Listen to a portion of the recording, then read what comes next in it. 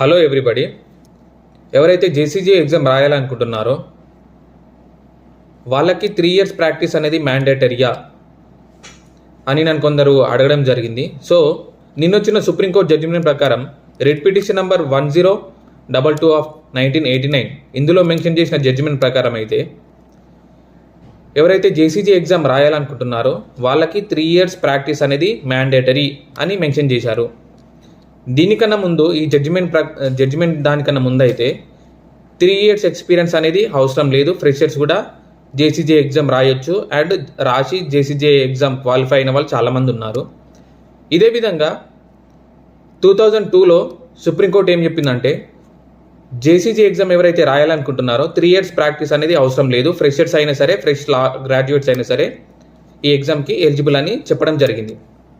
So నిన్నిచ్చిన judgement ప్రకారం ఇందులో కొన్ని మార్పులు చేయడం జరిగింది. అందులో అయితే 3 ఇయర్స్ ప్రాక్టీస్ అనేది మ్యాండేటరీ. అదేవిధంగా డేట్ ఆఫ్ ఎన్రోల్మెంట్ నుంచి ఈ 3 ఇయర్స్ అనేది కన్సిడర్ చేస్తారు. ఫర్ ఎగ్జాంపుల్ ఈరోజు ఎన్రోల్మెంట్ అయిందనుకో, ఈ రోజు నుంచి ఇంకా 3 ఇయర్స్ వరకు, దాని తర్వాత ఏదైనా నోటిఫికేషన్ వస్తే వాళ్ళు అప్లై చేసుకోవచ్చు. సో ఈ 3 ఇయర్స్ అనేది మళ్ళీ దీనికి సర్టిఫికేట్ కూడా మెన్షన్ చేయాలని చెప్పింది. ఎప్పుడైతే అప్లై చేశారో ఆ సర్టిఫికేట్ వచ్చేసి 3 ఇయర్స్ కంప్లీట్ చేసుకొని ఒక 10 ఇయర్స్ స్టాండింగ్ అడ్వకేట్ దగ్గర కానీ, ప్రిన్సిపల్ జూనియర్ సివిల్ జడ్జ్ వాళ్ళ దగ్గర కానీ సర్టిఫై అయ్యాక ఆ సర్టిఫికేట్ అనేది ఎప్పుడైతే మనం జేసీజీకి అప్లై చేస్తామో అందులో మెన్షన్ చేయాలని వీళ్ళు చెప్పడం జరిగింది.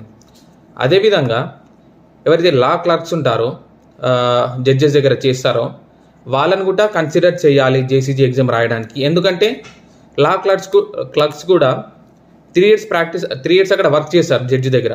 సో వాళ్ళకు కూడా అదేవిధంగా వర్తిస్తుందని చెప్పడం జరిగింది. అండ్ ముందే జడ్జెస్కి ప్రాక్టీస్ 1 ఇయర్ ఉండే, ఈ 1 ఇయర్ని కాస్త ఇంకో 1 ఇయర్ పెంచడం జరిగింది. ఎవరైతే జడ్జెస్ అవుతారో క్వాలిఫై అవుతారో జేసీజీ వాళ్ళకి 2 ఇయర్స్ ప్రాక్టీస్ 2 ఇయర్స్ ట్రైనింగ్ అనేది ఇవ్వాలని సుప్రీంకోర్టు మెన్షన్ చేసింది.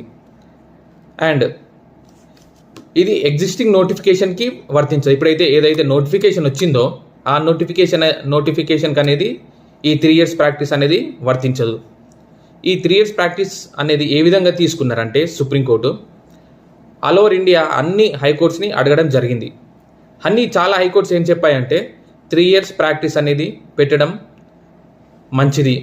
సో దీని ప్రకారం అన్ని హైకోర్ట్స్ వాళ్ళకు అఫిడవిట్ అందించిన దాంట్లో ప్రాక్టీస్ అనేది పెట్టడం అనేది